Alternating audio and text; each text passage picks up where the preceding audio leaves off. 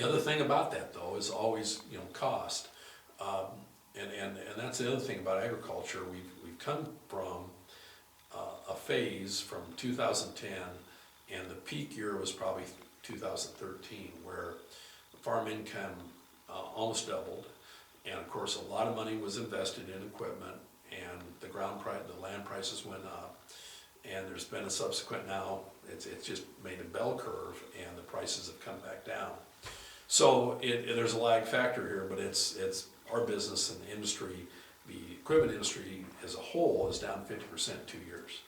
So it's a drastic reduction. We've lagged that, but ours is down significantly, and it'll be down, I think, in 16 for sure, and I don't see any relief into 17, because it'll be a lag on the way if the prices start to come back up a little bit before they feel comfortable and maybe make investments in equipment. So that's where our parts and service business are critical, because we won't be selling as much equipment. You have to keep the old one running. Right. Eventually it'll have to be replaced, but they can make it go. And there was a huge investment over these last 5 years.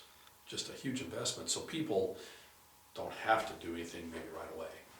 Sure, they'll wear and they'll use them, but over time they'll be able to go for a while without, there'll be some replacement, but it's going to be way down. There was a very unusual peak period, and it lasted longer than oftentimes it does. So. Dave, I'm never in Louisville where I don't look at which was the Home State Bank, and admire the architecture of that building. Now, that was a major business venture for you. Can you tell us about your decision? Well, actually, there was two buildings. When we purchased the controlling interest of the bank in 1977, it was on Main Street. The original building that had served the bank since 1915 had been remodeled some, but it was very small and didn't have any of the, at that time, the bells and whistles that were expected, particularly a drive-in, so people could bank and make deposits and do transactions from their car. So my uncle Les, my dad had passed away, and my uncle Les had retired from General Electric, and he was involved there for a few years until his health failed. But so we talked about building an initial building, and both buildings, the later building was built in 1998, but I think the interesting thing there, and you folks might not remember Louisville at the time, but I think they were both on a very small scale, but they were both urban renewal projects, because the building that was built on Cherry Street that's now the post office was the one that I was really involved with, and was done in 1979 and then added on to, I think, in 1984. But there were old junk buildings there that were taken down, and that corner was cleaned up and a more modern banking facility built there. Then subsequently, my brother Phil had been involved in the bank, and in the mid-90s we'd outgrown the facility, and he had this idea about going back to Main Street on the east side of Main Street, and there were some derelict, abandoned buildings in that location. The trick was what to do with the building that we had at the time, and we found out the post office was interested in it because it was a little higher out of the floodplain. So the post office was poised to go into the bank building, the 79 building, and so that kind of gave us the wherewithal to build. And there had been another bank branch in Louisville that just didn't make it, and so we had acquired that, and that building we ended up making into or giving it to the city for the city hall. But we had this space then in the middle block on the east side, and really have to give Brother Phil credit for what his vision was, and the size, the scale, the look. I think that building was very special, is very special, because it was designed to look like it fit in. And we had so many people said, man, what a great remodeling job. Well, the building was brand new, but they just thought it had been well reserved and redone. So yeah, it was, and I think subsequently we sold the bank was a major factor of the desirability of the business was, first of all, location in a vibrant town close to Omaha. The building was definitely good people there that were with the business that would continue on, and then the building. So Yeah, it did make a difference. The whole Main Street then got spruced up, Yeah. and it was a game changer for the downtown area of Louisville. You mentioned your affiliation with your church, which is the Methodist Church, right? And I know that they did have a major restoration, in which you were Well, and involved just to give you a in, little so- more background on that, Yeah. as I mentioned, typically at the time, Germans that would have immigrated from northern Germany were predominantly Lutherans. The Catholics were predominantly more in southern Germany. So Herman Pankonin, as I mentioned very early, attended Emmanuel Lutheran Church where he met his wife, Mary Gable. But he had a falling out over, he joined the lodge in Louisville, and the elders or whatever didn't like that, so the Methodist Church kind of fledgling church down, but he decided he was going to go to the Methodist Church. And so subsequently, the church that is presently, we're going to be celebrating the 100th anniversary, was built in 1916. And my grandfather Charles was on the building committee. I'm sure my great-grandfather Herman was involved, but the building, as we found out subsequently, was patterned on a design. You entered on the, instead of face on the square, you entered on the corner. It was a square, but it was turned, so you entered on the diagonal, and it was kind of interesting. But they found Methodist churches in Minnesota, so somewhere along the line they got a design, and they used native sandstone to build the church. But what we found out many years later in the 1990s was that, and some of the old timers remembered, they had farmers bring in lumber from the countryside. Maybe they'd torn down a barn, they had a pile of lumber, and you know how that would be dealt. They'd have extra supplies. So for the top of the church, they used all this lumber for the design of the time. And over the years, they took out some of the inner partitions that had been Sunday school rooms to expand the sanctuary. They built an educational building. My dad was in 1960, was a trustee at the time when they built the educational wing or building. So what we found out, and my wife Lori was head of the trustees, is that the Methodist Church building we noticed cracks in the sanctuary. So we had a structural engineer came down, did a study, and I remember being at the board meeting in the basement, and he said, this building is unsound, and I think you need to tear it down, and by the way, here's my $5,000 bill for my study, and I want to check.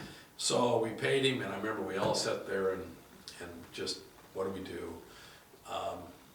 And it was just such a moonshot to try to think about redoing it, because we knew we were going to have to just almost tear the whole thing down and redo it. Or we were going to tear it down and build something, but it would have been not near the character, and it might not have been that location, because it just maybe wouldn't have worked. So it was a really kind of a tough time there. But after that structural engineer had told us there was just no way to even do what we wanted to do, my CPA from Omaha, who had been my dad's CPA and been with us in the bank and a long time relationship, he goes, I've got a young son as a structural engineer. So this 30-year-old came down and said this can be done. We had to have the rafters and structural pieces built special in a place in Fremont, I think it was, but it could be done. But the problem was going to be, we're going to take the building, the two-story building, down to one story and decapitate it and take the whole top off and open the building up totally. I mean, total redo. Just the walls, and not all the walls, but just one story of the walls. We had no idea what it was going to cost, but we decided to do it. So we met in the community center for 18 months, and Jim and Barnita Williams, a local contractor who had worked on the bank building as one of the subcontractors, and members of the church, and Lori had a lot of confidence in these folks, and we had a guy that had worked in construction by the name of Bill Nissen, who was in the community and in the church at the time. And so they did a great job, and they did a beautiful job of restoring the church with much of the historical character, but yet with new, obviously everything was modernized on electricity and the look. And it's been a treasure, and the thing I think that was miraculous is that ended up, we thought it was gonna be $150,000, ended up being $450,000, and we had it paid within 2 years. So, it was something that we really, really felt good. I was in charge of the financial part, Lori in the building part, and so that's a treasured memory that we enjoy every week. In fact, at this stage of my life, I've turned down so many things that people want you to do, but my family, my church, and the implement business, the dealership that goes back to 1883, there's really 3 focuses that I want to continue on that give me the most satisfaction and the most meaningful for me, those 3 things. So won't be much else. Great history, family history, and city history. Anything else? I think we've touched on your political career and your implement, the banking, the church, family. Anything you want to add? Well, I just, to get back to the political thing, just real briefly. Because you didn't. I think one of the things when, at the legislature level in a state like Nebraska, I think one of the probably most important thing is knocking on doors. It's something that maybe doesn't come real naturally, but when you've knocked on thousands of them over an 18-month period, I mean, there can't help but be some unusual stories and dog stories and people stories. It's just an interesting experience. And even to this day, when Lori and I drive in Nebraska City particularly, because we would usually take one side of the street or the other, and if someone had a question, I was always usually in earshot that she could get me to come over and talk to somebody or whatever. But just a couple little stories there that from Nebraska City that I thought were fun to remember was one, we just had gotten, the time you drove down there, you would kind of start about 4:30 in the afternoon. People were starting to come home, and the world was kind of, when it got dark, and as you kind of maybe know, at 7 o'clock, 7:30, people are they're back in their chairs, they don't want to get up, they don't want to visit. So you had kind of a short window. Weekends were a little broader, different, but you kind of had to hit it right. And so we just gotten down there, and Lori and I were maybe a couple blocks apart, and we did have cell phones, and she called me and said, a dog bit me and tore my slacks, and I'm going to go to a convenience store and get some tape. And I said, well, break the skin? Well, yeah. I said, well, you need to go back. And she called her dad, the veterinarian. He said, oh yeah, you need to call back and see if the shots were there. And so she went back. People were a little perturbed, but she was bleeding, but she taped herself up, got some Band-Aids, and taped her pants back together, and she kept going. I mean, that's just Lori. She wasn't going to quit. It was a long drive down there to get going, and she was always the one that I'd say, hey, we got to quit here. People are, it's time to quit. She just had great work ethic at that. But one of my favorites in Nebraska City was, it was getting pretty close to the election, and one of the trends that has really changed is early voting, and we started to see that. It's really come on since we've been out of office. But I remember, you were trying to move to get to as many houses as you could, and I remember turning a sidewalk, and there was a porch, and there was a big handwritten sign that said, no solicitors, no church groups, no children's groups, no nothing. And there was a gentleman in overalls on this porch who was standing up, and I'm about halfway to the door, and I don't know whether to knock on the door or what to do. So the door flies open, and I'm thinking I'm going to get a blast for what are you doing here?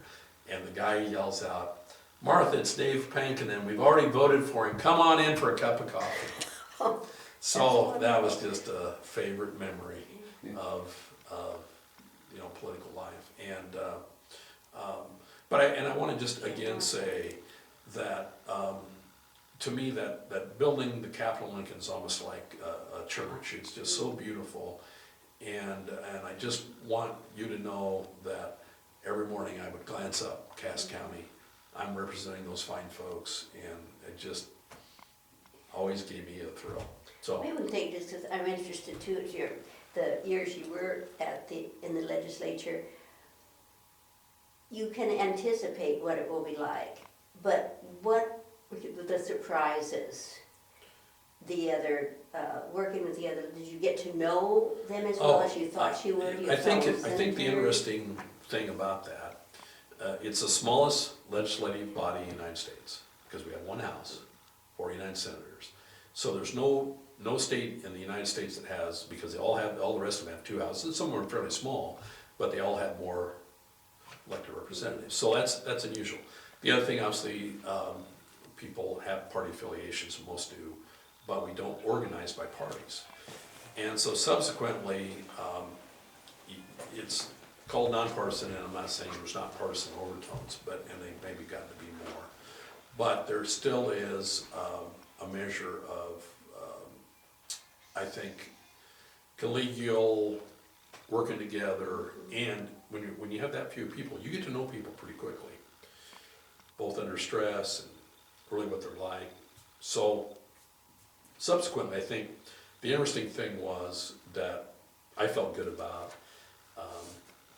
Deb Fisher, now United States Senator, after being there for 2 years, and term limits did change the dynamics, but she encouraged me to run to be chairman of the State Retirement Systems Committee, which would be all the educational retirement systems that the state has, and the judges, education being, of course, the big one, and state patrol, things like that. I hadn't been on the committee my first 2 years, so that's kind of unusual to run for a committee chairmanship. You hadn't been on the committee. But Deb Fisher, now U.S. Senator Deb Fisher, said, I've been around, I know you can handle this. And that's kind of a specialized thing with your business background, and from just seeing what you can do, I think you can, do a very good job there. So I decided to put my hat in the ring for that office, because you nominate yourself, and the whole legislature votes in a secret ballot on it, and I was elected to it, and had the support of then Speaker Mike Flood and others, and it was real interesting, because we were working with multi-billion-dollar retirement plans, and there was some stresses that had to be taken care of. So I can remember quite a bit of negotiation with the governor's office and the Judges Association with Randy Remeyer, who then was Cass County Judge, was the one of the representatives of that group. So it was a real interesting time. And then I was vice chair of the Health and Human Services Committee. Had been selected by my colleagues to be on the Committee on Committees, which is that's a group that people don't know much about, but that puts people on committees, and so that has an interesting role. And when the time I was in the legislature, there was only one other person that was a committee, one of the 14 committee standing chairman, and a vice chair of another standing committee, and that was Steve Lathrop from Omaha and myself. So I think that proved to me that I'd gained the respect of my colleagues to have be elected to those roles across party lines, because I think people really looked about the jobs that you can do. I think another little facet of the legislature that was meaningful and has some meaning for this area was the Highway 75 development. To get that finished had been it was waiting in the wings, but there was not the money to do it. So my last year my first term, year 4, Deb Fisher had come up with a proposal to move some of the sales tax money into the highway fund. And Speaker Mike Flood, who desperately wanted 4 lanes to get to Norfolk, Nebraska, be finished, but they had to go by priority system. And everybody knew that the 2 areas that were going to get the money first would be the Highway 75 project, and then coming out to go to Blair on Highway 136 out of Omaha up to Blair, which needed 4 lane as well. And both those projects were fairly ready on the engineering, but just did not have the funds to kick it over. So Senator Fisher, with I can remember a small group that met at the Lincoln Country Club. That was probably about 7 or 8 senators, about how we were going to do this. And I can remember Senator Flood saying, Pankonin, if this goes, you get Highway 75 probably go first. So we got that bill, we got that passed into law. So the funds started to flow into the highway fund. And I can remember I was driving to the Cass County Fair that summer, and Tim Weander, the district engineer for Mass Department of Roads, called me on my cell phone and said, the money got approved for Highway 75, it'll be out in the next few days. And to see that come to fruition, and to know you had something to do with it, to get the law that would get the money to do it, and what's happened since, and how important that is for our county, that's where public service does make a difference, can make a difference. So, Absolutely. very satisfying on that. Well, thank you, Dave, very much. It's been very interesting. Very for- interesting, for- yes. For us, and I know it will be for anyone who would. Well, I'll fill this have a out, chance and to do I send it here or to you, Pat, or? Either, it doesn't Okay. matter. I'll You give it could- to you. you can- Okay. anytime you like. Thank you. We'll thank you make for a your copy time. of this for you, so you can have a copy of it. Well, that'd probably be good, maybe my grandkids someday might. Yeah. I was thinking of that with this